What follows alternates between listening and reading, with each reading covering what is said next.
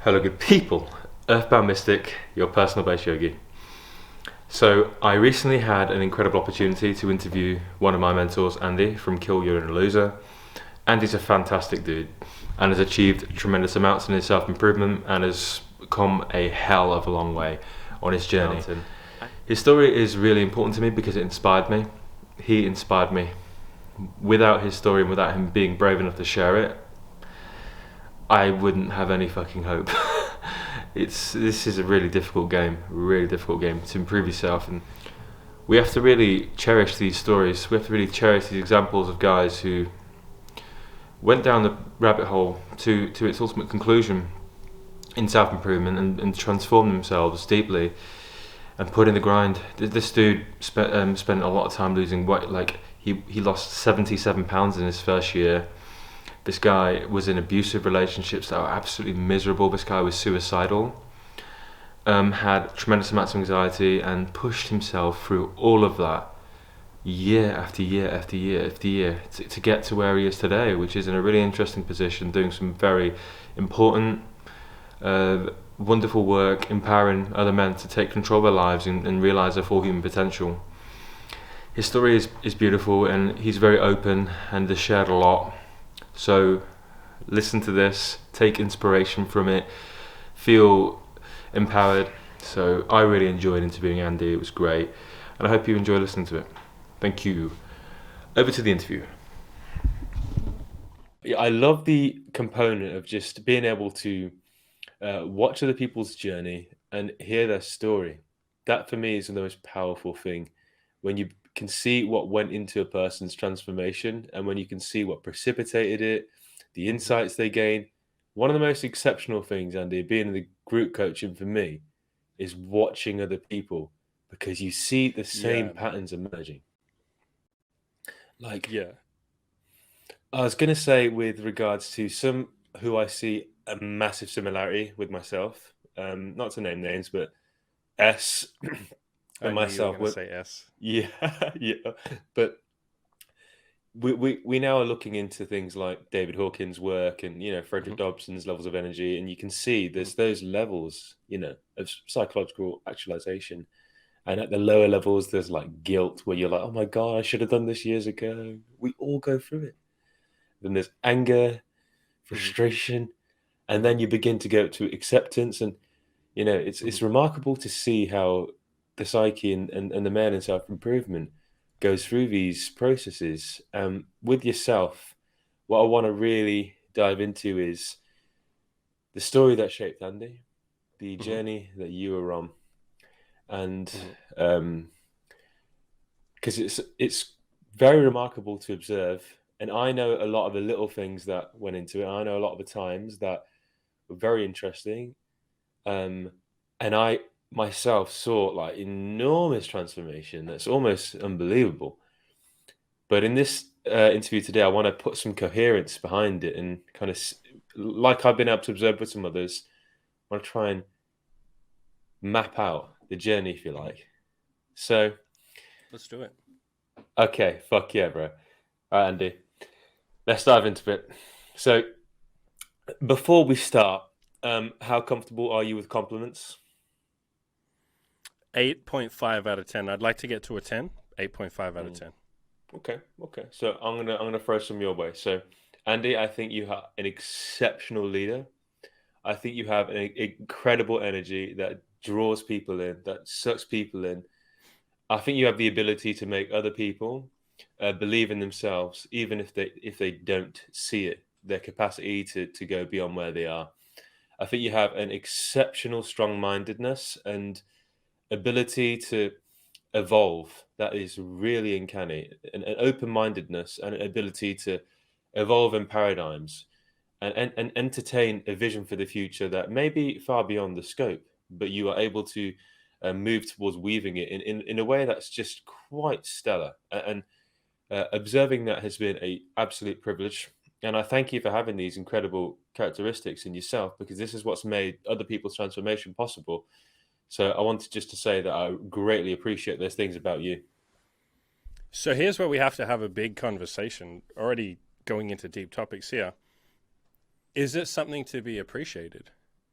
Did I necessarily, was I born with those characteristics? Did I foster them? Where did they come from? I don't have an answer. I don't know. And even as you're saying everything, first of all, thank you for the compliments. I really appreciate them. As you're saying them, I can't help but feel a huge amount of gratitude myself. It's like, where did my tenacity come from? I don't know. I can throw that back at you. Why do you work so hard? Do you know? Like, where does that come from? Mm. It's interesting to note that I have a very similar perspective in as much as you can see in your development as you go on this journey. I remember pivotal moments. I remember influences I had. I remember looking at people's examples, Mm. and I remember there being some drive there before, but there Mm-hmm. also being a lot that obscured it. Yes. You know, A lot of bullshit in the way. mm, a lot of bullshit in the way. And I think for me, and it'd be curious to get your perspective, the drive to self-improvement, the drive for a better life, the drive to Mm-hmm. be the very best I can be. There was something there at an early age. I can Mm-hmm. recall that. Whether it came to the fore or not, no. But life was an incredible teacher to me. The struggles, the strains, Yeah. through the gauntlet, through the difficulties I had, I almost had to forge an exceptional work ethic. Mm-hmm. And for that, I'm actually grateful. Yeah. So that's where yours came from. It seems like it was almost an adaptation to circumstance. I have a friend who's extremely observant to the point like he's probably the most observant person I've ever met. And the reason he was like that was because he came from a family that lied to him all the time. And so when he was about 8, he figured out, like, I think my family's gaslighting me all the time. And so, as almost a defense mechanism or as an adaptation, he had to be like crazy, crazy, crazy observant. It sounds Mm, like you're the same with your work ethic. I think I was the same with my optimism. And, you said mm, before that I was open minded. That came from being so close minded and being so negative and seeing what it got me, which was absolute misery for about, I don't know, 10 or so years, and thinking, what happens if I try the exact opposite? I've tried being a miserable son of a bitch for 10 years and I just wanted to kill myself for 10 years. What happens if I try just being so over the top optimistic that I refuse to see bad in the world? What happens then? And I tell you, nothing mm, but good things happen. And you think, well, okay, well, this is a much better coping mechanism or a much better lens through which to view the world. Optimism versus negativity. So a lot of the stuff I mm, think is like a direct adaptation to circumstances rather than something we're born with. And again, like I'm mm, bringing this back to the word that I said at the start. I can't help but be grateful for my qualities, the things that I have. Early on, I used to say, like, no, I worked really hard. Fuck you, I earned this. And I used to have a very sort of like anger towards anyone saying that I was lucky, or, if someone said, you're lucky that your parents are still together, you're lucky you're tall, you're lucky you're white. I took it very personally. I took it as a sort of, an attack, or I took it as them taking away credit from all the work that I've done. But as I've matured and as I've, gone through this process a little more, I can't help but just be grateful for everything and acknowledge, like, yeah, I am lucky I'm white. Yeah, it is cool that, not that other races can't get laid and all that bullshit, but you get my mm, point. I'm grateful for the gifts that I have. And I think that just comes once you get to your goals, once you achieve a few things. I think you can't help but be grateful for what you have in life. Whereas at the mm, start, you have all this pride and this sort of like ego that says like, no, I've earned everything. Nothing was luck. Nothing was given to me. It's that sort of like lone wolf chip on the shoulder, me against the world. mm, But I think you let go of that as you get a little further through this journey. mm.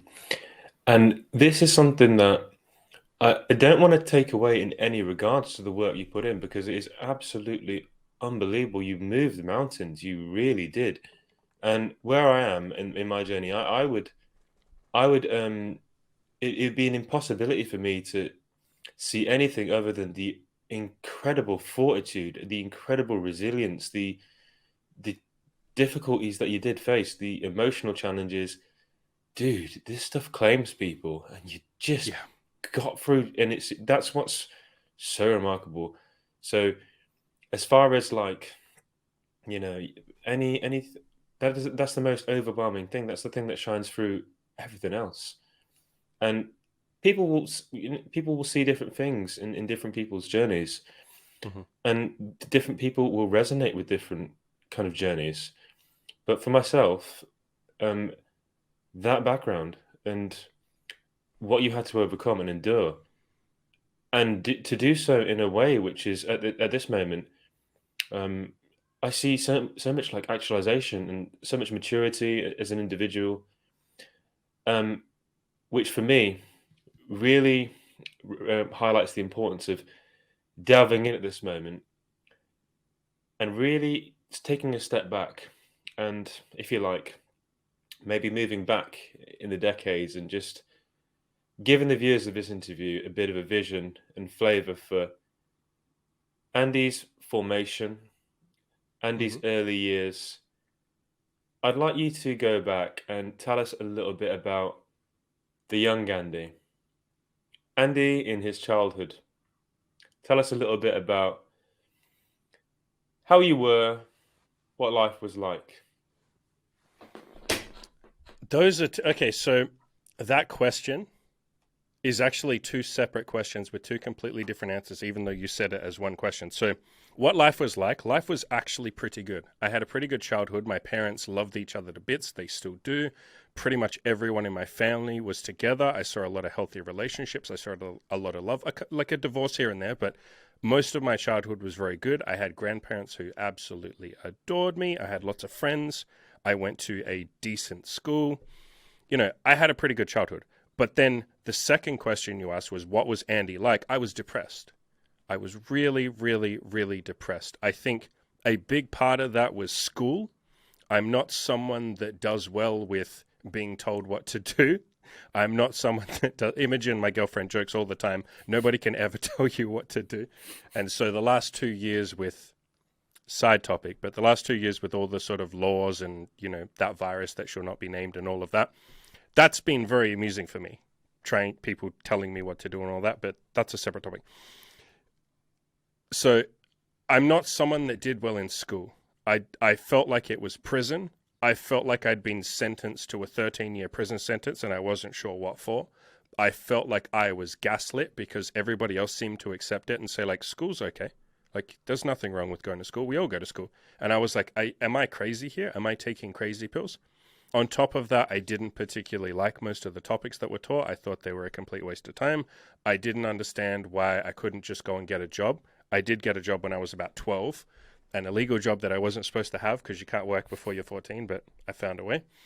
And I think my coping mechanism there was, and I also got bullied a fair bit at school. I think my coping mechanism was video games, computer programming, more video games, and a lot of porn. I found porn when I was about 12 years old, and that was probably my, gateway drug to everything else. And that led me down a path of like deep, deep, deep depression. I'll fast forward basically over the next like 8 years. I got more and more depressed. I was in 2 toxic relationships that were just absolutely fucking miserable. Absolutely miserable. They were horrible. I was equally horrible, maybe more so. And it just wasn't it wasn't a very loving relationship. I cheated on them a bunch of times. I suspect they cheated on me, although I could just be projecting there. It just wasn't particularly happy. I developed agoraphobia to the point where I literally couldn't go outside. I remember there were multiple times that I would get my girlfriends at the time to have to go and check the mail for me because I literally couldn't walk to the front door to check, like to the mailbox to check the mail. They had to do the shopping. I got so bad that I ended up losing my job and I had about $25,000 of savings. I burned through that in about 6 months. And then I was like, basically like, I'm going to go homeless. And there's no way that I can tell my parents because I'd have to admit I haven't worked my job. I'd have to admit that my relationship wasn't working. I'd have to admit that I was depressed and that I'd hid that for like, at this point, like 8 or 9 or 10 years. And it basically all came out that, one of the girlfriends broke up with me. And at that point, my life just fell apart. And I didn't really have a choice but to tell my parents. And that was simultaneously the hardest thing I've ever done and also the most beautiful thing I've ever done because it was the first time I ever asked for help. And it was the first time someone opened or welcomed me with open arms and said, I accept that you're a flawed human being. That's okay. We can fix this. And I remember my mother saying those exact words, like, we can fix this. The only way, you've hit rock bottom. The only way forward is up now. Like, you have to fix your life. And so I did what Jordan Peterson in his wonderful book, 12 Rules for Life says. I made my bed. I did little tasks every single day, the slight edge. I know we're going to talk about that in a little bit. I would make my bed. I would do the chores. I would wash the dishes. Just very meaningless or seemingly meaningless things. But they brought me some sense of like a purpose. And to be fair, my parents had to make me do that shit. I didn't want to do that. I moved back home with them. I fell apart. I went to a counselor, all that sort of stuff, and they forced me. They said, you have to just do something every day. It doesn't matter what it is, you have to do something. From there, after, building a habit of literally making my fucking bed, they said, okay, we're going to give you some chores to do every day. I would mow the lawn, I would, do the washing, I'd do the laundry, I'd clean the entire house, I'd do all that kind of stuff. From there, after a couple of weeks, they said, all right, you're going to have to get a job now. And so we sat down, my dad forced me to do it, or helped me. Forced me, and I'm grateful for him to forcing me, forced me to do a resume, forced me to go and hand it out to people, basically forced me to get a job. From there, I started socializing with people, which was fucking hard at the start, man. That was really fucking hard. To go from agoraphobic and literally not able to leave the house to having to actually hold down a job and shit, fuck me, that was hard. That was probably one of the hardest things I've ever done. And then from there, made some friends. I just hit the ground running from there. I absolutely fucking went mental. I know that you yourself are someone who goes all in with your goals and you understand the value of obsession. Holy shit, man, I was obsessed. My answer to my lack of like social life was like, okay, so I literally can't go outside. I literally can't talk to people. What if I go to bars and clubs 6 nights a week by myself? And I don't know where that fucking thought came from, because that was the most terrifying thing ever. But that fucking worked, man. I would make friends with girls. I made friends with the barman. I made friends with all the waiters. I made friends with just like random drunk people offering me drugs. It was like a whole, different world that I'd never seen before. And my little fucking innocent Andy mind was like, holy shit, this is like an entire world I've missed out on. At this point, I was like, 23, 24. From there, I got back into another bad relationship. So my second toxic relationship, my mental state was better, but it went down over the next 4 years. And I got to a point where I realized I've just jumped back into the same situation that I was in before. I did all this work to heal myself, and now I'm in another toxic relationship. Why have I done this? And, big shout out to the Red Pill. I was doing a lot of reading and I found the Red Pill, and a lot of their advice resonated with me. And the thing that hit me the most was like, your happiness has to come first. And after reading the Red Pill for about, 3 to 6 months, I was like, I have to break up with her. Like, I'm not happy. She's not happy. We're not good for each other. And I remember her making dinner, and I just said, I can't do this anymore. And I remember her yelling at me and going like, shut your fucking, like, what are you fucking talking about? And I was like, no, listen, I'm being serious. I'm done. And I remember her just like completely stopping, all the anger left. She was like, wait, are you serious? And I was like, yeah, I can't, this can't be me anymore. I can't be this unhappy. At this point, I was like 28, and I was like, I can see my 30s coming. And I could see a world in which I just stay in this relationship for the rest of my life. And I was very much at a crossroads. I could see, the Red Pill as in self-improvement, the manosphere, hitting the gym, losing weight, talking to girls, all that. I could see that over here. And then on the other side, I could see like complacency with her. And I had to make a choice. And I chose the very scary choice of like, okay, I'm going to sink or swim. I have to go my own way. I have to figure out what to do here. I can't be complacent. This can't be my life. And so from there, I lost 77 pounds, started talking to women. Holy shit, that was difficult. Started going to the gym for the first time in my entire life. Did a bunch of shit. Got laid a lot. Found some amazing women, met a bunch of amazing women, found my girlfriend. We've been together for about 4 years now. We're in an open relationship. We date girls together. Absolutely fucking beautiful human being. I've built a coaching business. I've helped God knows how many people at this point. I've lost count. We built a forum. You're on those forums. You're one of the celebrities on those forums. So I'm in a very beautiful position. I'm in a very beautiful place now. And it does feel like I had to go through the fires of hell to get here. And that only makes the victory all the more sweeter. And I know you know exactly what I'm talking about. Yeah. When you go through hell and you get to that point, man, it's fucking beautiful when you get there. It's so fucking glorious. Every single second of pain you went through is worth it. Yeah. Every single second of hell. It's like, yeah, it doesn't matter because I'm here. I'd do it all again times 10 if I could get back to this place. If you made me start again and said you have to go through all that, except it's going to be literally 10 times longer this time, and it's going to hurt 10 times more, yeah, fuck it, let's get started. Because I know what this victory is like. That's it. That's incredible, Andy. I love that so much, more than you could know. And, you know, so many of the twists, the turns, so many of the nuances of this, the precipitating factors, the insight that you had when you went all in when you were 23, when you built structure into your life, when you forced yourself to take on the approach of little micro habits, so many of the things that you've shared here built a wonderful platform for your journey moving forward. And it feels like the timing was very, very critical as you were just entering your 30s. The factors surrounding it, discovering some of the manosphere, discovering some of the red pill, and opening your mind to the possibility that actually there is an entirely different framework you could adopt. Yeah. Yeah. And what I want to now get into is a little bit of that framework. So we understand there is these wonderful formative experiences that take place where you start to have structure, where you start to push yourself outside of your comfort zone. And believe me, having been agoraphobic myself, I know intimately that process. When you are housebound, it is a fucking scary place to be. It is one of the most cruel disorders I think a human being can possibly ever experience. The game of contracting circles as your world gets smaller and smaller, and you become so helpless.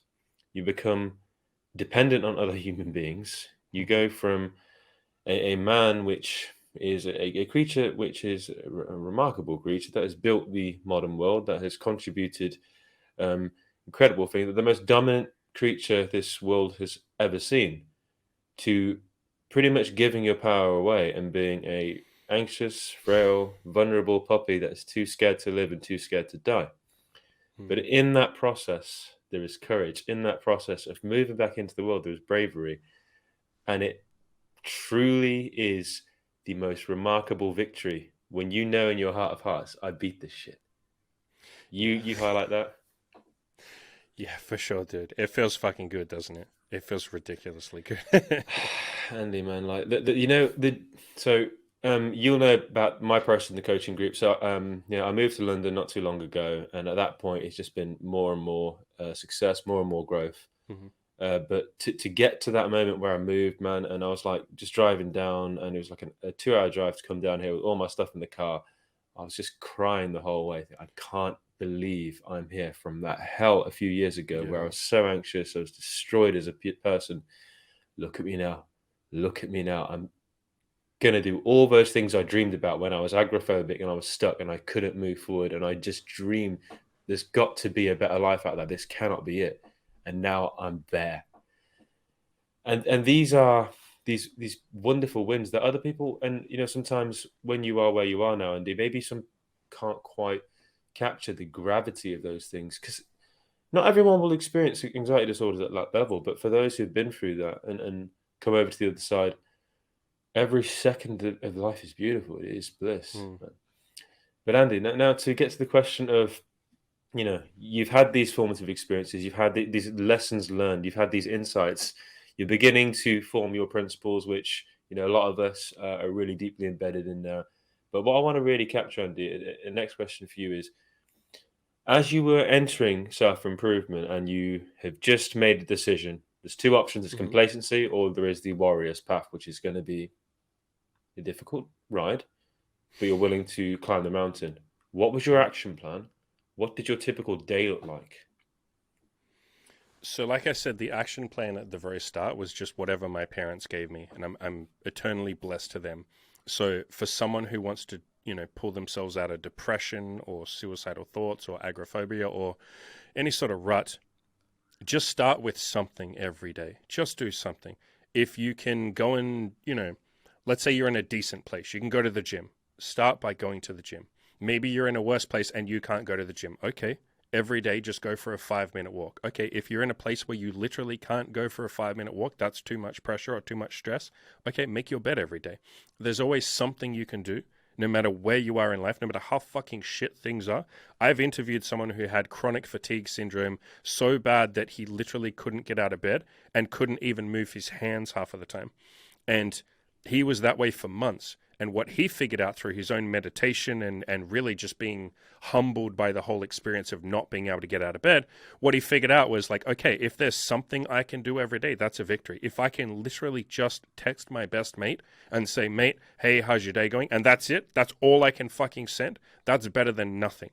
And that applies to everyone. No matter where you are in life, there's always something you can do. So start with the smallest possible thing you can do and then add on top of that every day. And aim to be just 1% or 0.5% better than you were the day before. That was sort of my action plan.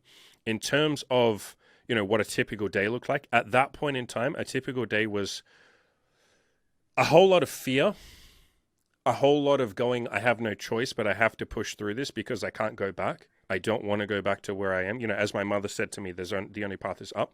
So you'd feel the fear, you'd jump through it, and then every single time I felt better.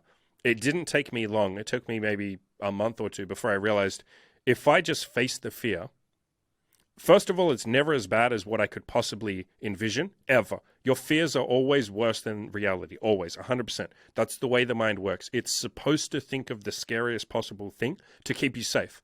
The problem is that in this pretty safe world that we live in, your mind kind of goes crazy with anxiety and worry about things that aren't really actually ever going to hurt you. There's no lions about to eat most of us. You're not really going to have a car accident unless you're really unlucky. Things are pretty fucking safe.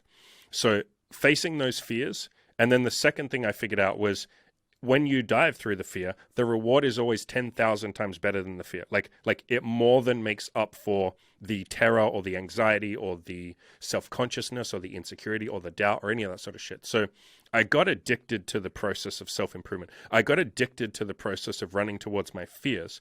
And the further along I got, my days, the template of each day was roughly the same and still is to this day. Every day, it's like, what am I scared of today?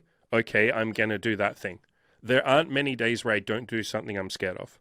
Like, I can't remember the last day. And that's even now when I'm pretty fucking chill and I'm pretty relaxed. I will still find things that, make me nervous or fearful or terrified. And I will say, fuck it, I have to do that. I have no choice. I have to do that. Because I've built such a habit of it's like a podcast I did. One of the first podcasts I ever did was Run Towards Fear.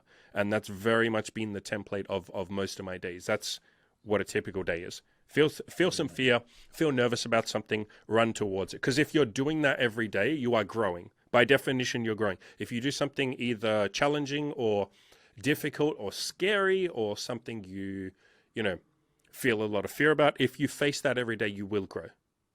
Like guaranteed. This is amazing. And I have lived this firsthand, very You well. have. Yes. Recently, Andy, just being on the front lines for weeks and weeks and weeks, and that brought growth like you wouldn't believe. Yep. And this is the quite incredible thing is those feelings of discomfort I've noticed and living in that discomfort and just moving yourself way beyond where you were comfortable. I was comfortable back home with my parents for a couple of years. I was comfortable with this narrative. Well, at least I've got a career. At least I've got hobbies and friends. I was comfortable. I looked at myself in the mirror and saw an obese person staring back. I saw a mess. I saw unmet needs, but I was comfortable. And in entering the process, entering the grind, entering the process of self-improvement, following the roadmap laid out by yourself, by Radical, by my brothers in the community at KillYourInnerLoser, there was a lot of discomfort there. But living in it and simply coming to the concrete conclusion that I'm not going back. I'm not going back to that hell. This is the only option for me. I have nowhere else to go. I'm going to make it or die trying. And this is where you embrace the grind. Andy, you begin to embrace the grind as you embody really wonderfully there. You understand that in that discomfort, there is growth. In running towards fear, there is growth on the other side. And what I want to understand at this moment is you highlight that you were addicted to self-improvement. Hmm. But I want to understand like where that insight came. What were the wins that precipitated that when you were embracing the suck and you were going way beyond where you were previously comfortable, and all of a sudden you're starting to achieve little wins. Because from my perspective, we understand the principles of allowing yourself to suck, the slight edge, Hmm. and these are like life-changing concepts. But I think you touched on that really well there. So I just want you to maybe highlight, um, were there any wins that really cemented that for you? I think the first win that comes to mind. Okay. So the first win would have been, like I said, doing the to-do lists that my parents gave me. So doing the chores, washing the dishes, making my bed, vacuuming the floor, the really basic shit. Just getting that weird little or that tiny little dopamine hit when you literally tick something off. Because they gave me a physical list and I would tick each item off.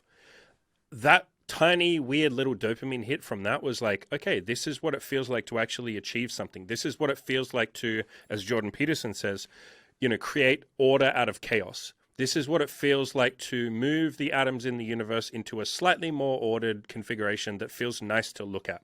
I made something. I changed something. I created some beauty. I did some good, you know, and that can start on such a tiny scale. Like I'm saying, literally just making your fucking bed. There's a reason that Jordan Peterson put that in there. He knows his fucking shit. He's almost as smart. I joke all the time. He's almost as smart as my mother because she technically told me that before he read his book. So that was my first actual win. But the one that really comes to mind was tackling the agoraphobia. So I remember there was a day when I don't know why, but I thought, I think I can do this. I think I can go outside. And I was at my parents' place. It was only a couple of weeks after, I'd had the breakdown, broken up with my girlfriend. My life fell apart. And for some reason, I thought, I can do it today. And so I remember going for a walk, and I told myself, if I just go for a walk for 1 minute, that's good enough. If I leave the front door and walk outside for 1 minute, and there was no people around, my parents live in a small country town, so, I didn't even have to be around people. But if I go outside for 1 minute, that's a victory. And I remember walking outside, and then after 1 minute, I was like, I think I could just keep walking. And so I walked for a little bit more, 5 more minutes. I walked past some people. And I'm like, I could keep going. Like, I'm safe. And this is the basis of exposure therapy. It's a clinical concept of, especially for something like agoraphobia, but a lot of other things, a lot of fears. If you can just expose the person to a tiny, tiny, tiny bit of the thing they fear, they realize nothing bad happens. And then if you expose them to a little bit more, nothing bad happens. A tiny bit more, nothing bad happens. Before you know it, you've exposed them to the entire thing. You've got them out in public talking to strangers or something. Nothing bad happens, and they go, shit, okay. But you don't want to just throw them straight into the deep end. You wouldn't want to make them go to a shopping center and say, like, okay, go talk to 10 people because they'll have a fucking meltdown. So anyway, back to the story. I walked a little further, a little further, a little further. Before I knew it, I was at the shopping center. And it's a big, busy shopping center. There's a bunch of people, hundreds, thousands of people in there. And I'm thinking, like, should I just go in? And I remember having this sort of like panic attack. And I was like, I can't go inside. There's lots of people. It's been ages since I was around people. Like, I can't do this. And I thought, no, what if I just go inside for 30 seconds and leave? Go inside 30 seconds. I'm having a panic attack, but nobody's looking at me because that was my big paranoid fear, was that people were going to say I'm a freak, or they're going to look at me, or they're going to yell at me, or whatever it was. I had all sorts of irrational fears, as we all do. And I stayed there. I ended up walking around. I remember walking to the grocery store and I said, I'm going to buy one item and I'm going to say hello to the checkout chick or the clerk. And I remember saying hello and she's like, hi, how's your day going? And I was like, good. And that was it. Like, that was the fucking conversation. I remember like my heart beating, like, oh my God, I'm going to die. She's going to ask me some question I don't know the answer to, or she's going to tell me to get out of the store, or my credit card is going to get declined, because this is part of agoraphobia. You build up a lot of fears as to why you can't go outside, or she's going to say the F-Post machine is down, you can only pay with cash, all this sort of insane shit. It goes well. I remember leaving and I'm walking out of the shopping center and I start walking home, and I remember like just being filled with this like immense sense of like gratitude and like love and yeah, gratitude to the universe and especially to my mother. And so I picked up the phone, I called my mother, she's at work, and I said like, Mum, guess what? And she says like, what? And I said, guess where I am? And she's like, I don't know, like, where are you? And I was like, I'm outside. And she's like, oh, that's wonderful, honey, like where? And I was like, I went to the shopping center. And she's like, what, really? But like yesterday you couldn't, really? And I was like, yeah, I walked around, I talked to people. Oh my God, I said hello to someone. And so I remember that being the first really big win, like the first massive win that made me think like, oh, fuck, I can do this. And then the next big win would be going to the clubs, 6 nights a week, making a bunch of friends. I remember, here's the next big win, telling my counselor, she said, like, what have you been doing to talk to people? And I remember just saying it like really flippantly, because at this point I'd been doing it for like a month. I said like, oh, I've been like going to some clubs and stuff. And she's like, oh, really? That's amazing. Like, that's amazing. It's only been like 2 months or something. That's insane. Like, who have you been going with? And I said like, no one, just me. And she's like, what? I was like, no, I was, like 6 nights a week, I'm just going to the clubs by myself so I can associate with people and talk to people. And I remember her just going like, no, listen, this is insane. Nobody does that. Normal people don't do that. People who don't have agoraphobia don't do that. People who are very socially lubricated and very, giving, extrovert, social people don't do that. And I was like, oh, really? And she's like, yeah, no, this is insane. Like, this is insane. I wouldn't do, you couldn't pay me any amount of money to do that. And I remember that being a moment where I was like, so I can do stuff that normal people can't do. That was like the first fucking pivotal moment where I realized I'm not just like worse than other people. I have the potential to be more courageous than other people. And that was a turning point. Because from that point, I stopped doubting anything that was possible. That was like the real moment where I was like, I can do crazy shit. Like whatever insane shit I want to do, I can do it. I just have to do it. There's nothing in me that's broken. There's nothing in me that's worse than other human beings. There's nothing in me that's undeserving. There's nothing in me that is bad or wrong or, faulty. And I know that was a big point for you as well with your first lay, was realizing like, holy shit, this girl likes me. She's really nice to me. We had a lot of fucking amazing times together. We built this intimacy. The sex was amazing. I deserve this. I'm not worse than other human beings. In fact, a lot of other human beings probably couldn't do what I just did. Certainly not all the weight loss and stuff. Holy shit, I deserve as much as everyone else. So, yeah, that was probably the biggest moment for me, and I would think probably for you. It certainly was for me. It certainly was without question. Without question, man. It's the coming into contact with a reality that is one that you thought may have not been attainable in those fleeting moments of self-doubt. And it's entering... Sorry, you go. I interrupted you on your podcast like a piece of shit. No, it is a worthy interruption. It is the interplay of a reality you didn't think would be a possibility for you, and all of a sudden you breaking through to the other side and realizing, no, I can do this shit despite what my mind tells me. Yeah, there's a really good book I'm halfway through right now called Love is Letting Go of Fear. And he talks about the concept that most of us think that our emotions are reactions, as in we think that we feel angry because someone cut us off in traffic, or we think that we feel sad because our girlfriend breaks up with us. When in reality, or what really happens is you shape reality by the way you look at it. Or in other words, you shape reality with your emotions. If you are sad, reality is going to fucking suck. If you are angry, everybody's going to be a dick to you.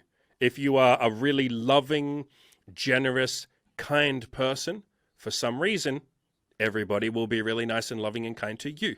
And so we have it completely backwards in society, that we think society is the cause, or the outside world is the cause. External things are the cause, and they affect our internal emotions or beliefs or any of that sort of shit. No, it's the exact polar opposite. And so I know I was going through life with a very negative framing. I call it like a lens, like the lens, magnifying lens or something that you're looking through life through. I had a very negative lens. I know you did. And the world fucking sucked. The world was shit to you. And the world was shit to me. It was pretty shit to both of us because we were very negative. We were bringing in negativity. We were, more importantly, putting out negativity. And any people who are, positive, generous, loving people are going to run away from negativity. I mean, how many podcasts have I done? I know you've talked about it on yours, about the concept that you want to focus on people who are loving. You want to try and screen out negative people. We were the negative people. And then we sat there and wonder why no positive, wonderful, loving people want to be around us. Why the fuck would they? They've got better people to spend their time with, or better, they have better ways to spend their time. That's it. It's it. And, you know, what an incredibly empowering piece of understanding to come to. The most transcendental piece of knowledge that you could ever come into contact with. It's all you.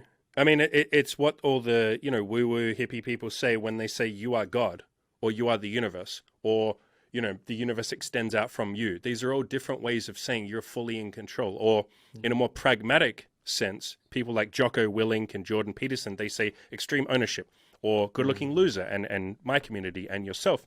We say take action.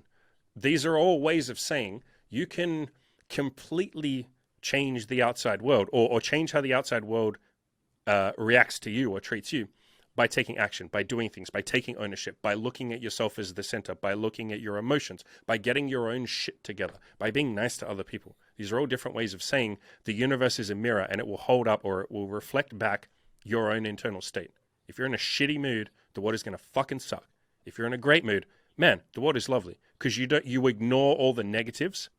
If you're in a great mood, you don't give a shit that someone cuts you off in traffic. In fact, you will literally think, I really hope he gets to where he needs to go. He's probably a bit busier than me. I really hope he gets there.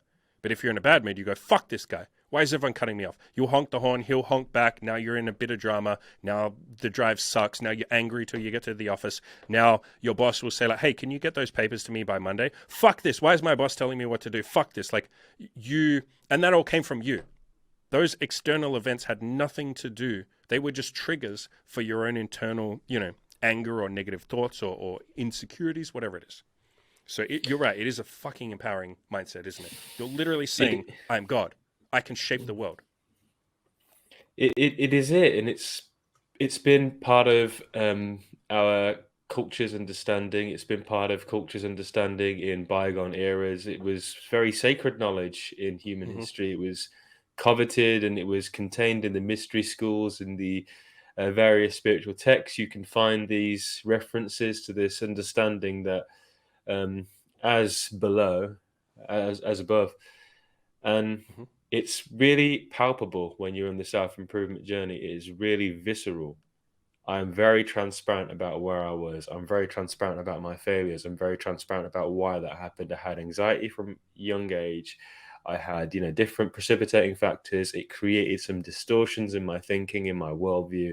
It created certain beliefs about women, being not attracted to me not being good enough. Then an anger began to bloom that was ever present, even when I was taking action like crazy and going out and approaching, sometimes in enormous scores of women.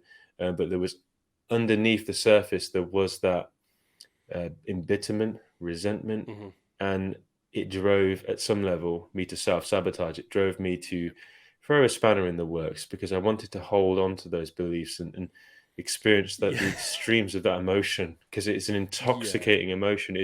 Rage can drive you, man. Let me tell you. It's addictive. You get a hard on. That's why they call it righteous anger. And I say this to a lot of people when I can see that they're doing exactly what you're talking about, where they're being angry and self-sabotaging. I say, do you want to be angry or do you want to be happy? Or another way of phrasing that is, when a guy's sitting there justifying and he's saying, but these bitches are flaking on me, they're pissing me off, they're all entitled. You say, do you want to be right or do you want to be happy? Are you going to let go of all these, bullshit notions that you have, these ego, this pride, like all this crap saying like, women suck, women should change, women should do this, women should that. Do you want to hold on to that shit? Or do you just want to meet a woman and have a nice time? Pick one, because you're going to drive all the women away with that attitude. And I know that you're someone that had that attitude. I sure as shit did, man. I had that for the longest time. And guess what? I ended up with a lot of women like that, because all the good women run away, because you're basically accusing them of being something bad. You're basically saying, I don't trust all women. Women suck. And so why would any good woman stay around when you're saying that? Just like you wouldn't stick around with a woman that says, all men fucking suck. Men are assholes. Why the fuck would you spend your time with that woman? She's literally calling you an asshole. You'll go find a nice, sweet, feminine woman. That's it, man. That's it. And I'm. We had to do a lot of work on myself for this, Andy. You had to coach me through a lot of this process, and I'm still working on it. But I understand it so palpably, so viscerally. I've lived Mhm. it. I've lived it. This is so critically important. This piece that we're talking about here, because this is in my opinion, what is holding so many men back from realizing their potential. Maybe not so many in our community, because a lot of men in our community are really extremes in terms of their work ethic. That a Mhm. lot of what you see here, what their vision is for a very exceptional life. So you see guys who um have taken your advice to heart very deeply, and they've got a very good roadmap. But there's Mhm. transparent about myself, an example of a person, and you allude to also, where there was this anger present. And um for me, it was precipitated by, honestly, it was like my own failures, because I had a certain level of Mhm. anxiety when I would talk to women. I feel very uncomfortable, and I felt I had to really push myself, and often um, coming across a little bit weird, a little bit, anxious, as you'd imagine. I wasn't Yeah. necessarily in a good position, but then it was compounded by certain beliefs that I had around the importance of how you look, the importance of, like, being a strapping kind of feelingless, masculine alpha type of dude, which Yeah. we're on a journey, we're on an evolution, and I know who I want to be, and it's not necessarily that, but we'll see where we are in 5 years. But with yourself, Andy, I want to like ask you about the time where you were dealing with this anger, this embitterment, and I'd like to know what for yourself were some of the factors that precipitated that, like, because like me, you As had in a the anger. well, yeah, well, specifically anger towards women, Okay. and That's an easy one. The toxic relationships, the shit relationships. yeah, And let's be clear, we've just spent, the last 30 minutes talking about your internal beliefs and your internal emotions and your limiting beliefs and all of that. They get reflected back to you. You put those out into the world, and that's what you get back. I had very shit self-esteem, obviously. I was depressed. I was suicidal. I didn't like myself. Even the second relationship where, I'd overcome a lot of the depression, I still had a lot wrong. I was still overweight.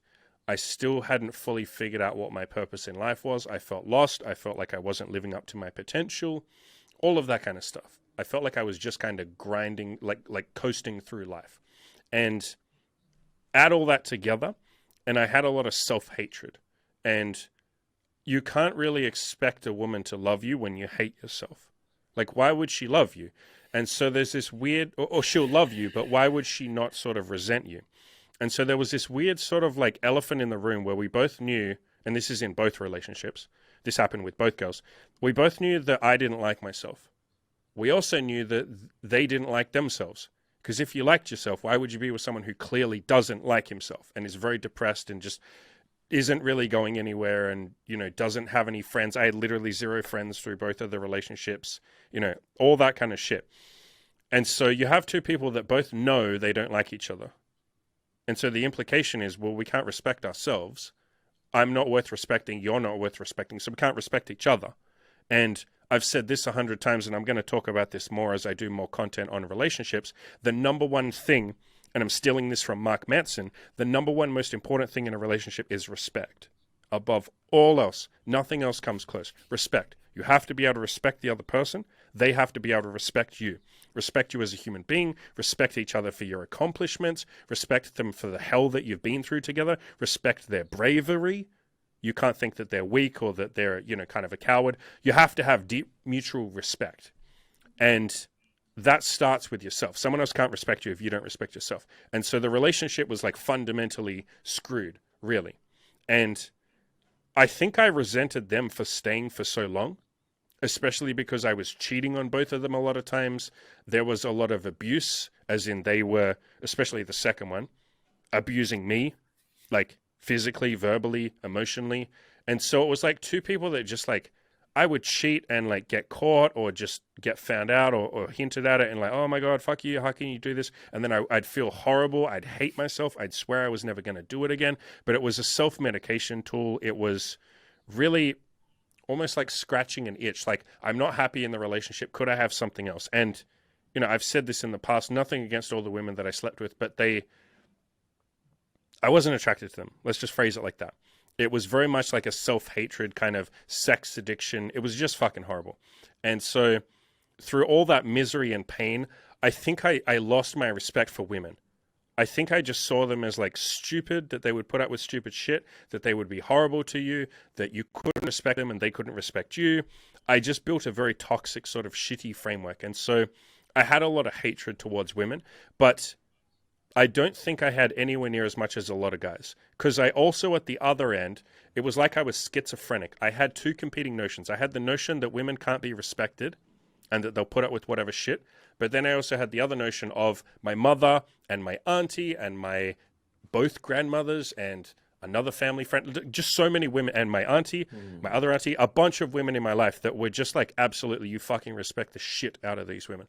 I saw my mother like absolutely just go through some hell. And, you know, she went through her own sort of hell. I won't go into too many details, but her parents divorced when she was like 12 and she left home when she was like 16. She went through like a bunch of shit and it didn't break her. She toughened up, she fought back, and she's one of the most resilient women.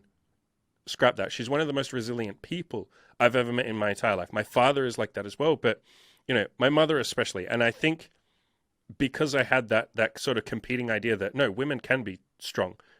How can I respect all of my female family members, but I don't respect the women I date? And those two competed with each other. And I think I wanted to be optimistic. And so I would go through stages where I disliked women, and then I'd go through stages where I loved them to pieces and saw only the good in them. And these two would kind of fight. And the thing that won me over was, I've done a podcast on this, the girl that made me stop hating women. She was this Asian girl that I dated for about a year. And she was just the most innocent, lovely, cutest little Chinese girl. She had like cute little cheeks. And she had big fucking titties. I don't know how she was so small and petite. But she had like double Ds, like insane. Chinese girls are not built like that, but she was. She had a booty too, and she had like hips. I don't know what the fuck, who her father bred with, but my God. And she was like the sweetest, most innocent, kindest, nicest person ever. We had a really long casual relationship for about 1.5 years. And the entire time, she never did any of the stuff that I was worried about. Like, oh, she's going to nag me for a relationship. No, not one time ever. Oh, she's eventually going to say, like, how come you sleep with other girls? No, not one time ever. Oh, she's eventually going to, you know, push me for something. No, not one time ever.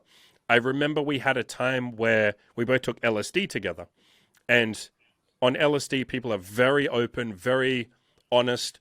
A lot of people cry. A lot of shit comes up. It's sort of like a healing tool or a counseling tool. And she spent the entire like 15-hour trip doing nothing but smiling at me. And I remember saying, like literally just smiling nonstop for like hours and hours and hours. And I remember asking her so many times, like, is everything okay? You know, are you good? And she's like, yeah, I'm really happy. And I was like, what are you thinking about? And she's like, I'm like, what are you thinking about? She's like, I'm thinking that I'm really happy and I really like you. And I was like, is there anything you want to talk about? And she's like, no, I'm really happy. I have everything I need. And I just like, that was just her personality. And it all culminated in, she went away for a couple of months back home to China to see her family at the end of the year. And she sent me a Christmas card, like a greeting card. And, you know, it was this long thing. And I thought, okay, she's going to ask for a relationship, or she's going to say she doesn't want to see me anymore. She's going to say we have to see each other more than once a week or something like this. And it was just nothing but a full page of like her expressing gratitude for the memories that we had, for the time we spent together, for me like mentoring her and teaching her some stuff. And she didn't ask for anything, nothing. She just said, I'm really grateful. And I remember I remember reading that. I can remember vividly where I was standing.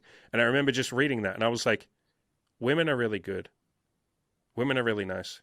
I remember thinking like, I've tried so hard for the last like 2 years or 3 years or whatever. I think it had only been, maybe it had been like 1.5 years or whatever. I've tried so hard for the last 1.5 years to find, like to prove to myself that women suck.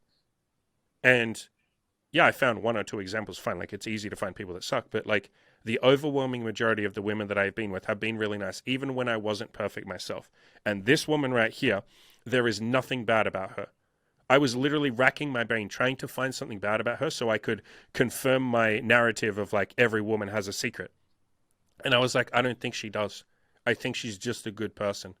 And I remember when she came back, I was like, I'm really grateful for you. And she's like, me too. And I was like, and that's it? Like, we can just be nice to each other? We don't have to take from each other? We don't have to get something? You don't have an agenda. I don't have an agenda. It was just such a mind-blowing experience. And from that moment on, I was like, no, I have to be on the same team as women. I have to be honest to them. I have to keep it real. I can't ever lie to them. As best I possibly can, I have to treat them with dignity and kindness. If I ever think that they're in a relationship with me that's bad for them, I have to break up with them as gently as possible, which I've done a couple of times. You know, it was a big turning point for me. So shout outs to her. If she's listening, she won't be. Her name starts with Y. She's going to be the only Chinese girl with big tits in the whole of the country. Man, that is absolutely beautiful. I love that. Absolutely love that. Speaks to me at so many levels, man.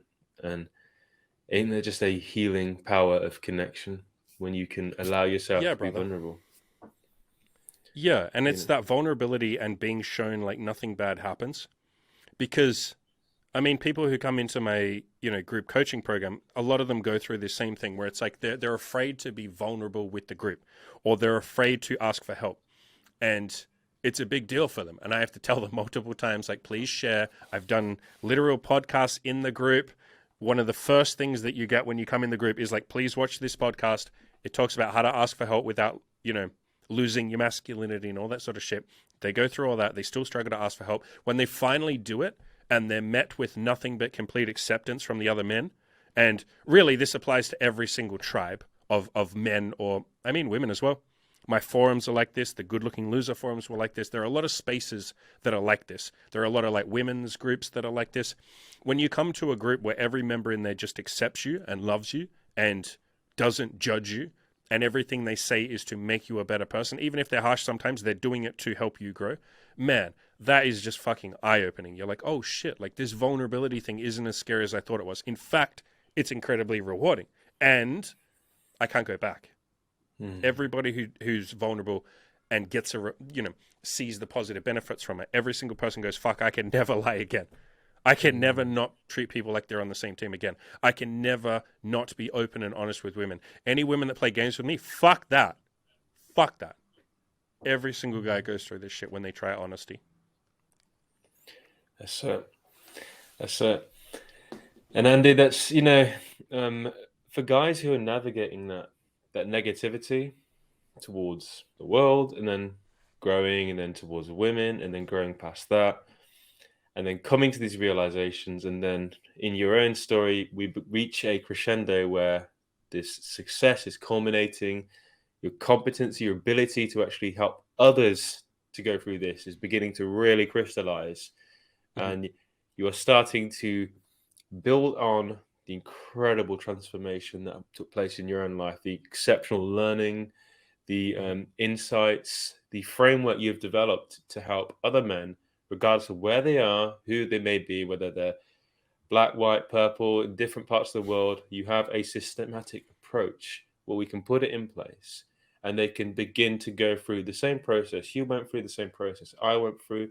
Look at the results. I posted my body progress pictures yesterday. Dude, just give me another year. You're going to see something incredible. I've already lost, 50 pounds. The results speak for themselves. I'm going on a date today, right? With a beautiful date today, dude. A cold approach date, right? With a stunning woman, right? This stuff. We live this. We breathe this. This is our tribe community. We know it works. And it was a lot of your own insight, your hard work that's formed this. And now we've got a systematic approach that people can go through. If they, we'll get to where people can find you, Andy, and they can go through the same process and have the same realizations. But this is where I want to kind of segue and go into this incredible part of Andy's life, where now Andy is transitioning, and these things that saved your life, things that saved my life, you're now disseminating this, sharing this, giving it to others so they can save their life, and they can be the best men they can be for themselves, for their families, for their communities, for their place of work, really, and bring more light into the world. So we entered this stage where, Andy, you're building your brand. You're embarking on the journey. There's some exceptional things that happen in this journey. I know little bits about it because you've mentioned, and there's been discussions we've had in the past where I know about how your heart was racing for a year. There was minimal sleep for a year. You're working in debt to build the website. All this stuff. We need to tell people about this. The enormous labor that went behind it. The moving heaven and earth to create the brand, to create the infrastructure, the almost inhuman grind that went into it. Tell us, man. Tell us about where you step up and you say, okay, I'm going to do this. And tell us about that process when you're working, writing articles on the train, working in the warehouse. Let's hear it. So grind is definitely the right word. A lot of that was self-inflicted. I'll be the first person to say that. So we'll talk about the grind first, and then I'll talk about the self-infliction. So I started my website because a bunch of people nagged me, including Radical. So shout outs to Radical. Shout out Radical. And fucking legend, man. He's a good person. He's a good dude. And I started my forums for the same reason, because people nagged me, because the old forums that we were all on, the Good Looking Loser forums, were really starting to fade out and sort of die off. And so I was nagged into that, nagged into writing. And at the start, I think the biggest reason why I started was because on the forums, and this is something, I don't think I've ever actually said this on the air. So, first, shout outs to your podcast. You're getting this the first time. So the main reason I started my website was partly because I was nagged into it, sure. But the reason why I went ahead and did it was because I was posting on the Good Looking Loser forums. I would go in there like 5 times a day, and I would reply to everyone I possibly could. I was a moderator at the time, and I saw it as my mission because this website had helped me so fucking much and changed my life. I was like, I cannot leave any man behind. Like, no man left behind. Every time someone's depressed, I have to go in there and write them, 30 paragraphs, making them feel. But I would spend every single lunch break at my job, like literally 1 hour, just writing a long post to like one person. And, I must have done that maybe 300, 400, 500 times, like such a stupid amount of times. I would write literal articles to one person, like a long I'm talking like 20, 30 paragraphs. Like literally it would take me an hour to write it. And I did that so many times that I was like, man, I really wish I didn't have to keep repeating myself. I wish there was some way that what I'm saying to this person, because I've already said it before, I wish I could just refer them to the last time. And I would have to dig through the Good Looking Loser forums and try and find, like, where did I last say this? When did I last mention this concept? And it just became a nightmare trying to cross-reference my old posts and my old replies.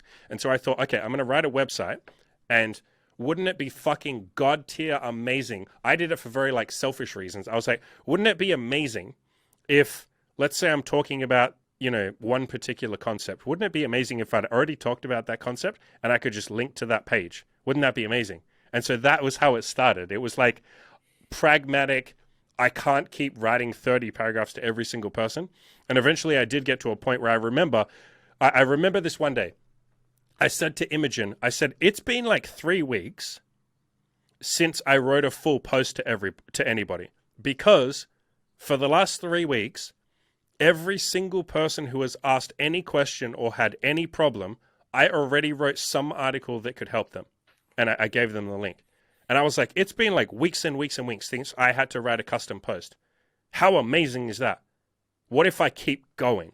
What if I write 200 articles? What if I write 1,000 articles? What if I, do 1,000,000 articles? Like, what if I get to a point where I build essentially a library of free information that people can just, like, whatever fucking problem they have, they can just search for it on the website. Or, if someone ever says, hey, do you know anything about this? Oh yeah, I wrote like 5 articles. Go read this and this and this and this and this. There you go. And I'm in a very beautiful position where I'm there now. Someone said in my coaching group, I don't know if you saw this, but someone said in the coaching group, something like 75% of the time when I ask a question, all Andy does, he didn't say all Andy, but what Andy does is just reply with an article link. And I was like, yeah, at this point I can literally just, you give me a keyword and I can just, like, I should write a bot for this that just picks up on keywords and goes, Andy wrote these 5 articles. But yeah, that was why I started that. So that didn't answer your question at all. Your question was, how was the fucking grind? The grind was fucking difficult, man. But A big part of that was, like I said, self-inflicted. So I worked at a warehouse. I had to commute for like 3 hours in total every day. And I would spend that time writing, and I had a shitty laptop that only had about 30 minutes of battery life. And so I would write for 30 minutes, and the bus was like really bumpy. So you'd be trying to write like this, and you'd just like misclick, and you'd close down a web page, and you'd be like, fuck, I didn't mean to click that. You'd mistype. Like, it was really annoying. I got to a point where I would hold my laptop up in the air while I typed with one hand and try and type, because that stopped the bounciness of the bus. And the laptop would die after half an hour, so I'd have to spend the next, 2 hours or whatever writing on my phone. I remember sneaking into the bathroom and having really long toilet breaks so I could type on my phone, like type articles on my phone. I figured out ways of just typing on my phone, but if I would hear the boss coming, I could put my phone under something and then pretend I was working and then pull the phone back out and keep typing. I would obviously type on my lunch break.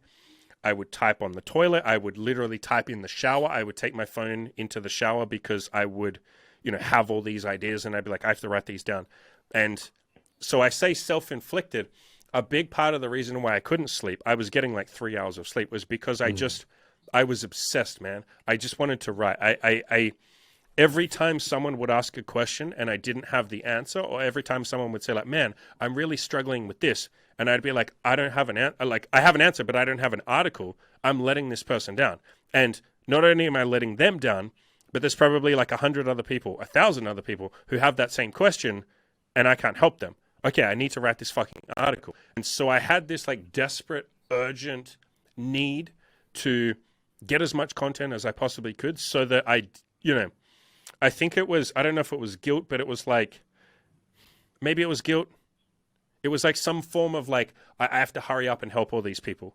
I don't know whether that was guilt or something else, but yeah, so it was sort of self-inflicted, and especially the grind and the struggle to pay the bills. I struggled to pay the bills for about 2.5 years. It was fucking miserable. A big part of that was because I really struggled to say yes to money. And a big part of that was not feeling like I deserved to.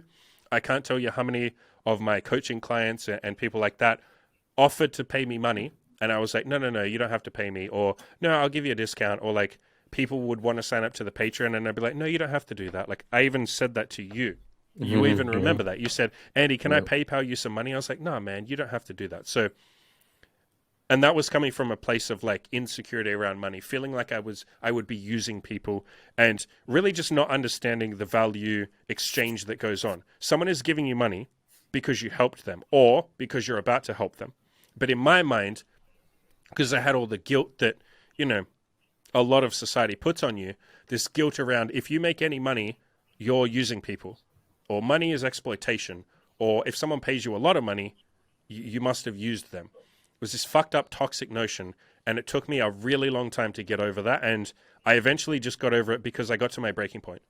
The same way that I've said to guys, and you yourself, if you just go outside and try and talk to women enough times, eventually you have a breakdown. You go, fuck this. I've been out for 6 weeks. I haven't talked to a single fucking woman. What the fuck is wrong with me? And you go up to the first woman, you say, hey, you're really cute. And she goes, oh, thank you. And then you walk off and you're like, fuck, I couldn't, I just did it. It was that. I literally had a fucking breakdown. And I was like, I can't be poor anymore. I'm sick of this. I remember having this sort of really, sincere conversation with Imogen where I was like, I'm fucking done, baby. I'm fucking done. I'm done. I'm so fucking done. I can't do this anymore. I'm done. That's it. No more not paying the bills. That's it. I'm done. I'm fucking done. And then I remember it was like a month later, we paid the bills. And then a month after that, we doubled our money. And then now I'm in a fucking beautiful fucking position. Beautiful fucking position. So yeah, it's getting to that point of frustration. And really, that's just not quitting. If you just don't quit, you will get to that point. The only reason people don't get to that like fuck it moment is because they quit too early. If you just hang in there, eventually you get to a point where you're like, I can't do this anymore. I have to fix this. And you do. Everybody does. Andy, it's like observing you for so long, at this moment, a long time. But, when there was early YouTube where you had like less than 50 subscribers, like reading your posts on Good Looking Loser, and you were like, I can recall this just as I'm going through like the process of trying to give up and just stop. And I'd always be seduced back in, and I'd read just your posts where you do these long posts to guys who are having, mental issues and anxiety and depression and whatnot. And I was overcoming that myself, and I just sit there looking at it like, Jesus Christ, this dude does not relent. Is the I think one thing that perhaps I want to just emphasize a lot is it's the intensity that Andy displayed here was fucking superhuman, dude. It's not you talk referring to writing articles. These are hundreds of articles, dude. And they're extremely high quality, well thought through. It is almost unbelievable that this was possible in those circumstances of financial pressure, of having to, strenuously engage in the world and jobs, in keeping oneself afloat financially whilst going on an endeavor like this and going all in. And the 3 hours of sleep a night, it's real, it's brutal, and still going up and producing every day. It is monumental. These are things that sometimes get missed. The work that you put in was almost superhuman. It is almost superhuman. This is, at this moment, people might miss that, but like I saw this shit. I saw the relentless, non-stop, day in, day out, for weeks, months, fucking years, man, that went into who you are as a person, Andy. And we talked a little bit about that, embracing the grind. But from an outside observer, man, who got to see this shit unfold, from who actually saw like the breakdowns, I can't pay the bills, I can't, and then everyone in the different Yeah, guys I did come have several together. breakdowns, didn't I? I Yeah, literally yeah, had yeah, yeah, breakdowns. Yeah, yeah, literally, I had yeah, breakdowns where I was like, I can't fucking pay the bills. I'm crying. I'm yeah, like, I can't. yeah, I did podcasts and shit. Yeah. yeah. And this is the thing. It's almost like it is no wonder you got to where you are, dude, and it could not be more deserved. It could not be more deserved. How many lives you've touched, how many people's lives you've shaped for the better. I'm in this place right now and not stuck in life because of you, dude. And I'm now doing all these things, and I've got the opportunity to go forward and be successful. I've got the opportunity to go forward and build a great platform in my life and do the things I want to do. And it is largely, I draw inspiration from people like yourself, Andy, who went all in, who put risk on, who went into debt, A to lot the of tune debt. of Yeah, some, I yeah, took out big bank loans. Yeah. yes, big bank loans, because you were that determined to make something of yourself and realize your vision. And those fuck it moments, I've had a few of those myself, man. Hmm. But at this moment, Andy, it seems like a lot of your journey at this point is very spiritual. It is very For much sure. one where you've seen these principles of the universe kind of unfold, play out, concretize in your journey. You've seen, if you just have faith, not to give. When you say, Hmm. just don't give up, really, it's, well, maybe just my spin, right? And but with the principles I've learned from yourself, I've just kind of like began to really dive into them and put my perspective on them. And it seems that when you talk about, you just don't give up, you just go right into the growth edge where you're uncomfortable, where people don't want to be, and it's miserable because you're stretching yourself beyond where your brain has been adapted to, and where your brain was adapted to was exactly what you always got, which in some cases, in my case, is fucking nothing. So moving beyond that, there is discomfort. But many times in my journey, you had to like reassure me, dude, you just have to keep going. Trust me. Trust me. If you just keep going, you will get there. And it is unfolding. Hmm. But that it comes with a certain level of faith, and it comes with a certain level of ability to let go. And in many instances, you've had to have that faith in the extreme when you went into debt, dude. When you went to build the website, but to build the brand, right? You had to really have that faith at a level which many of us, I haven't like, taken that level of risk yet. And it's quite remarkable that you did. So when it comes to like the more almost metaphysical sides of it, where you've had this challenge in the past with money and not wanting to accept it, but the really important thing from my perspective, and that is like when you are serious about this, money is just making a commitment. It's just Hmm. putting a system in place where you can continue a process and take it seriously, and really make a firm commitment. And that's really what, when I've been in the coaching group since pretty much the start of it, and I wanted to make a firm commitment, and I said to you, I'll be in there for years until I achieve my goal, man. And that's kind of the beauty of it. And it is a tremendous blessing to be in the group, honestly. So you had to navigate these challenges of, you know, um, different views, different societal programs that were put into you. And it's almost now you've ascended to an extent where you can see through some of the matrix. And I want to just um, hear a bit of your spiritual growth. And where you are now, is your view of the human animal different from where it was? Is your view of humanity different from what it was? I'd love to know a little bit more about that. For sure. Hell, yes. But before I answer that question, I want to jump back a couple of paragraphs where you said essentially, that I've helped you grow. I want to make it clear that that's not entirely me. We're all products of those that came before us. I'm very much a product of Mark Manson, Good Looking Loser, Caleb Jones, all those kind of people. And obviously my parents, a bunch of self-help books and all of that. So what I'm doing is distilling down everything I've learned and then passing that on. And the mission is for you or, however many other people to then do the same thing. So I appreciate, and it means a hell of a lot, that. I've said that to you, but I want to make it really clear that it's not, I don't think it's fully accurate to say, Andy fully changed my life. We've got to acknowledge those that came before, because I don't think they should be forgotten. I don't think Good Looking Loser should be forgotten, or Black Dragon, / Caleb Jones, or Mike Manson, or any of those people. So I want to take the time to recognize them. In terms of the spiritual stuff, whenever you say the word spiritual, I know exactly what you mean. My friends and family know exactly what you mean. But a lot of people get put off by the word spiritual. They think we're talking about either woo-woo hippie shit, or they think we're talking about, and I got no problem with woo-woo hippie shit, that's what other people will call it, or they will think we mean religion. And really, when we're talking about spirituality, guys, you can think of it like this. You can think of it like, call it universal truths, or you can call it the meaning of life, or you can call it purpose, or you can call it figuring out what you want to do after you get laid a lot.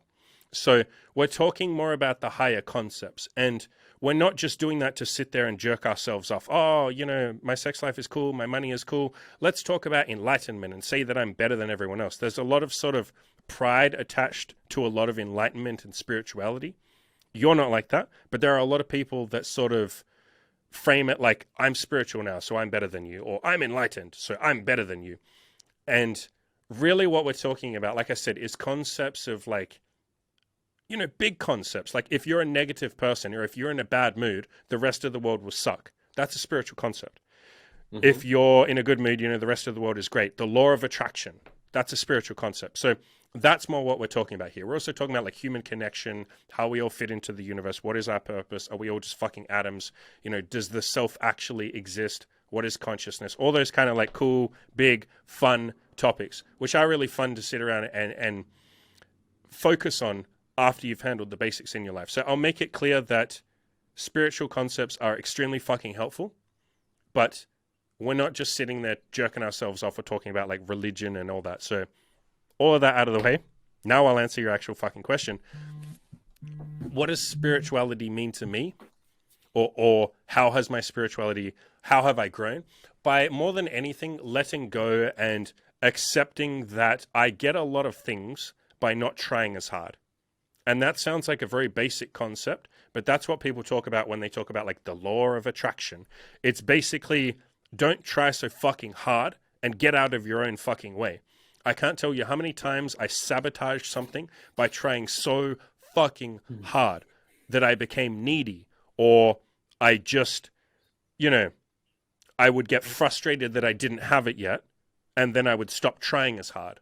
Or I would get frustrated that a bunch of girls had flaked on me, that when the next girl came along, who's an absolute sweetheart, I would treat her as if she was going to flake on me, and I'd treat her like shit and she'd leave. So a lot of these, a lot of my recent goals have come from literally not trying. I do not try with my coaching. That sounded fucking terrible, but I don't. That's the truth. I don't try with my coaching. I understand. I genuinely do not try. I genuinely feel like I put no effort in. And what that actually looks like on a coaching call is complete and utter acceptance, inner peace, love, non-judgment, and a complete knowledge that I will be able to help every single person. So that might all sound like woo-woo concepts, but when you're trying so hard, when you have so much pride and ego, like I did when I first started coaching, where I was like, I want to be a good coach. I have to justify the high price tag. I have to be able to help everyone. I can't ever let anyone suffer. I can't ever be a bad coach. I can't let anyone down. I would try too hard and I would miss things that now that I've relaxed are plain to me. There are times when you have a coaching client who will just talk to you for like 20 minutes and he'll just dump all of his problems on you. And in the past, I was so fixated on like, I have to be a good coach, I have to be a good coach, I have to be a good coach, that I had this like anxious, you know, unresting energy where I was like, I got to help him, I got to help him, I got to help him. And so as he's trying to just talk, I would interrupt. I'd be like, all right, bro, don't worry about that. We'll fix that. And he's like, you're not listening to me.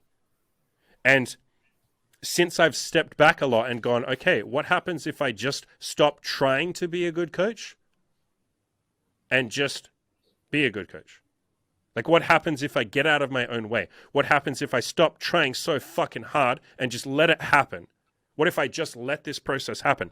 Since doing that, I can now sit there for 20 minutes and someone will talk. And at the end of it, I will literally just say, everything's going to be okay. And there will just be silence for like, 10 minutes. I've done that where there's silence for like literally 10 minutes. And you're both just like, yeah, I guess everything is going to be okay, isn't it? And I can't take full credit from that. I have my own coach and mentor who's very sort of spiritual, and he put me onto a lot of the books that I've recommended. Letting Go is probably my favorite book, but these concepts came from him because that's how he coaches. I will sit there and tell him all the problems, and he'll just sit there and be like, mate, what a great opportunity all of this is. Isn't this fucking beautiful that you have all these chances to grow? And I'll be like, yeah, why was I being so negative? You're right, this is beautiful.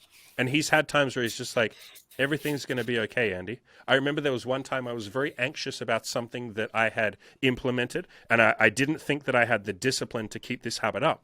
And I remember saying to him, but what if I forget to do it? And he just really calmly was like, you won't.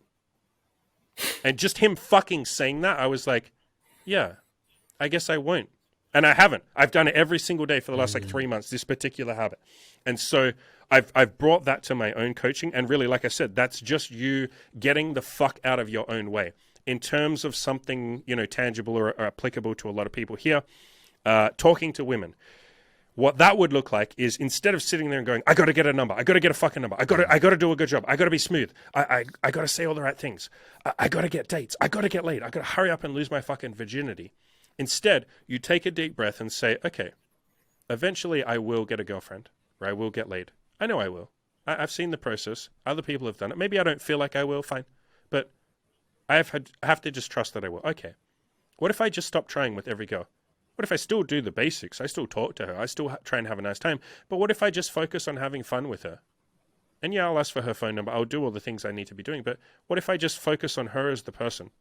And you walk up to every girl, and now you're filled with this, or you exude this like inner peace, this like comfortableness, this peace and love. And what do we call that? Guys, we call that confidence. You look like a confident guy. You come across as a confident guy who's happy with himself, who's not fucking trying so hard. And then guess what? You get better results because you're coming from a place of like, I'm okay. I might suck at this. This is why one of my biggest philosophies that I push is give yourself permission to suck. That is me saying, let go of this need to be perfect. Stop trying so fucking hard. Just accept you might suck. Just be okay. And when you do that, you soften up, you calm down, you're more confident, you're okay with making mistakes, you're not so uptight and anxious, and you exude all of that to the other person, and they go like, wow, you seem so confident. Wow, okay, sure, I will give you my phone number. So all of that is a roundabout way of saying the biggest thing I've learned is to stop trying so fucking hard and just let things happen. And I'll make it clear, you still need to do the things you're doing. You still need to do the right habits. I'm not saying, and this is where people take this idea to the extreme, this idea of like, manifestation. You can't just sit in the corner of a room and say, I want $1 million. No, I'm not fucking saying that. But still keep doing the right things that will get you there. Still keep putting in your daily habits. But you don't have to suffer while you're doing your daily habits. You don't have to try so hard. You don't have to grind so hard. Or you can grind, but you're allowed to enjoy it. You're allowed to just let things come to you. So, more than anything else, we get in our own way. The biggest barrier to success is you. The rest of the world wants to give you what you want. The rest of the world wants women to sleep with you. There are plenty of women that want to sleep with you. There are plenty of guys that want to give you money. There are plenty of people that would love you to mentor them. There are plenty of people that would love to be your friend. There are plenty of people that would love to help you lose weight. There is an abundance in the universe, but you're the only one that gets in the way. Because you say, I got to try so hard. I got to try as hard as I can. You get uptight. You focus on the negatives. You focus on, but what if I fuck this up? What if I make a mistake? Or you self-sabotage because you're so afraid of success, or you're afraid of failure. So you sort of bring on the failure before it has a chance to happen. You fuck it up intentionally because you're scared of going on a date. How many times have we seen that in my coaching group and shit, where someone literally won't invite a girl out on a date because, well, but then I'd have to sleep with her and I'm nervous, so I just didn't invite her for a date. If you just get out of your own way, the universe wants to give you whatever the fuck you want, as long as you take the steps to get it. But it's always us in the way saying, like, I don't deserve that. I'm not good enough for that. I'm an imposter. Someone in the group coaching recently, I'm sure you know who I'm talking about, wrote this long post where he said, I am an imposter. So, no, you fucking, why are you an imposter? You're in your own way. Stop being in your own way. So get out of your own way, guys. Please. The universe wants to give you what you want. Yeah, it's like when you are in this process, these principles, we call them spiritual, we can call them, really the label doesn't matter. But when you are living the self-improvement life, when you are moving through the process, as we put together on the group coaching program, on the forums, when you are actually at the bleeding edge of life, at your growth edge, really stepping up, going to the plate, going into the heat of battle, whatever you want to call it, these realizations can hit you in a way where it can almost feel quite magical. It can almost feel as if the universe is opening itself up to you and revealing its truth to you. And over the course of time, being in the coaching program, seeing your kind of evolution as a coach is also very interesting. Your style, how, in my opinion, at this moment, you are becoming more potent as a coach and able to facilitate breakthroughs in pretty complex situations. For example, with myself, I wouldn't have trusted many other coaches whatsoever. I can't even think of one I would have went to. But even so, given the difficult, tumultuous background and whatnot, you are absolutely on the money in your assessment, and I'm very clear about that. And then you were very, very effective at guiding me through it, because it's something you went through that's very similar to yourself. So it is almost about having that space. It is almost having that listening ear, knowledgeable, practical, skilled mentor, and a tribe around you that, in my opinion, really facilitates these things. A powerful group of men who I have I posted my body progress pictures yesterday. I got so much feedback today. This is how it is normal for me. We are all aggressively moving together as a unit. We're gelled together. We're a fucking army. We are aggressively carrying every single one of us. Not one man is going to be left behind. We are moving in a forwards direction towards our vision. And that is plan A. And we are going with plan A. Don't care about plan B. Don't care about plan C. We're going to make this happen. And it's an incredible thing. We're extremely happy about the community you've built, the brotherhood that we have, and the leadership we have from yourself and other people like Radical. It's very exceptional. And I want other men to be involved, other men who are like, the people I'm really, really like, I'd love to get your message, maybe come and work with you, are life's underdogs. Guys who who've had that tumultuous past, who are fucking desperate, man. That's where I was. It's funny you say that, but that's very much who I write my articles for. I'm sure that comes across in my articles and my videos. I'm writing for the underdog. I'm writing for I always had this, it comes from high school. I had a friend who used to get bullied by everybody in the school. Even the girls bullied him. And not one single person ever stood up for him except for me. And I would get my ass kicked just so that sometimes he didn't get his ass kicked. And that was such a formative, experience for me, because that was, he got bullied for 8 years. And that really, really, really instilled something in me that I was like, I would die before I would let someone sit there and be suffered, and have to suffer. I think that's why I'm such a libertarian at heart. I don't like people being told what to do. I don't like governments forcing people. I don't like anyone, being an authoritarian. And I think that all comes from, the high school shit. I don't want someone to have to sit there and suffer. So it's interesting that you picked that out. It obviously, I would hope it comes across in my articles, but yeah, I literally write for the underdog, for the person who's sitting at home going, all of the advice that Andy writes doesn't apply to me because I'm a special case. There's something extra fucked up about me, and so I can read his website, but I can't participate. That's why half of my articles literally say, hey, you, I'm literally talking to you. Even you who think this is impossible, here's 20 articles why you can do this. Here's like, I wrote that fucking article, don't kill yourself. And I literally was writing to the person who's sitting there about to fucking kill themselves. I've had, at this point, about 9 emails from people saying, I was literally going to kill myself. And I read that and I didn't. And so that's obviously incredibly that fucks with you in a good way. That really fucks with you. But that's who I'm trying to write to, is the person who's sitting there going like, yep, no, I'm done. I'm done with life. I can't do this. I want to be there and be like, no, dude, you're not alone. Like, you're not alone. I'm here. That's it. Andy, we understand you are here. We understand that there are many who've watched this, many who've maybe listened to some of your content, maybe read a few articles, but at this moment have understood the journey you've been on, the magnitude of the transformation, which is uncanny. It is unbelievable. It almost feels as if it should have been impossible, but you made it happen. And now you've found a wonderful conduit to support others through the process and guide them through this.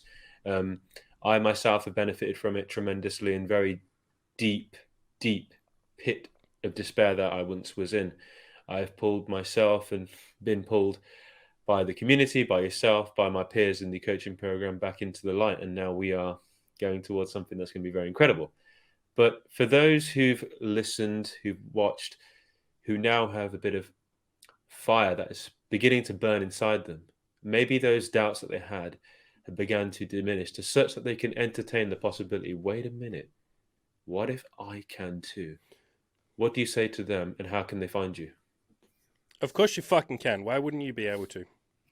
If a retard like me can, you sure as hell can too. That's basically the motto of my website. That's at the top of my website. And you're another good example of a retard who fixed everything and healed a lot of shit. So if retards like us can do it, of course you can. No matter how shit you are, no matter where you're at, no matter how depressed, no matter how dark, of course you can fix it. I'm not going to say it's easy. It's not. It's not. But as long as you don't quit, you take some baby steps every day, you will get there. So please don't fucking think that this shit doesn't apply to you. It absolutely does. If you're listening and you have ears, this applies to you. If you don't have ears, go and read my articles. If you can't read, get the fucking text to, there's a guy on my forums who's blind and who's improving himself and getting laid and all that kind of shit. So absolutely applies. In terms of where to find me, I'm on YouTube, KillYourInnerLoser. Also my website, KillYourInnerLoser.com, where I have articles. And if you like audio, I'm on Spotify. And all 3 of those different platforms have completely different content. I don't cross over with each one. So go find me on all of those. And shout outs to you. I really appreciate you having me on. I'm assuming we're winding up and I'm not just doing the exit. No. Well, thank you for having me on. And it was an absolute honor and privilege. This was an exceptional interview. I thoroughly loved it, and I hope it is the first of many that we can do, documenting both our journeys, both our transformations as we go on and on up to the very pinnacle of human potential, which we are going to actualize and bring others along for the ride and see them undergo their tremendous growth. I just want to, very transparently express that Andy's coaching has pretty much transformed my life. I would wholeheartedly recommend Andy's coaching. You can find it at KillYourInnerLoser. There are a multitude of options you can choose. Explore what will work best for yourself. Talk to Andy, and we'll find an option that's going to work best for you. But the community on the forum also is potentially could change you at a level which you can't even fathom. It's free, for God's sake. You can go on there today. I did this, and Andy did this back in the day, right? With good looking loser. There is no excuses, man. None. Now you've heard this. Now you've been pointing in the direction of Andy's content, and you can find him. You know where he is. If you don't do it, it's on you, because the help is there. Let's make it very clear. If you want to do coaching, but absolutely you can change your life with the free forums. And everything that I did was free from the Good Looking Loser forum. So please don't make the excuse. I hear this sometimes, the silly excuse of like, I don't have money. It's like the website's free. It's free. Go read all the stuff. That's it. That's it. Andy, thank you so much for making the time today, brother. It's greatly, greatly appreciated. I'm going to cherish this opportunity. It was wonderful to hear it firsthand. Also, hear some things that maybe haven't been expressed as vocally, but you know, capturing this was really, really a great blessing, a great honor. So, thank you for doing it, and Thank you. looking forward to having you on again soon, man. Awesome. Had a ton of fun. Thank you. Beautiful. Thank you, Andy.